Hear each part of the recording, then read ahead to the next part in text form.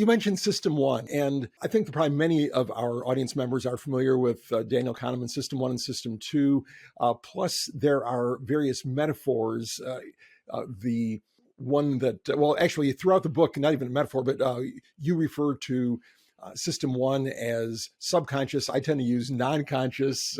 It's really kind of just a matter of shorthand, but also there are metaphors. And you mentioned Jonathan Haidt's metaphor of the rider and the elephant, and you have a particular one that involves a receptionist. So why don't you briefly explain the two kinds of thinking, Melina, and also the receptionist executive metaphor?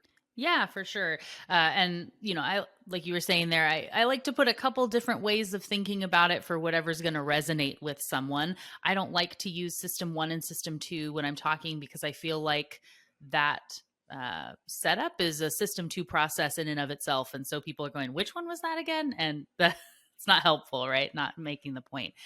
So with the receptionist and the executive, or this kind of gatekeeper mindset, I like to look at the subconscious brain like that receptionist when you're trying to get a meeting with a busy executive. Not everything's going to make it through. The receptionist is filtering through anything they can do themselves because it's probably a pain. They don't want to have to bug their boss, in this case of getting stuff done. And so anything that it already has a rule for and that it can handle, can say, know how to do that. Got it. Normal, normal, normal, normal.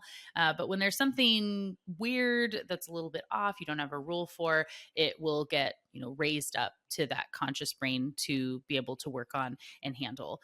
But, still the receptionist definitely frames the way that the information is presented to that executive when they're asking questions and things like that. And, the subconscious is the same. It's, kind of good at pointing out things that it wants that conscious brain to see.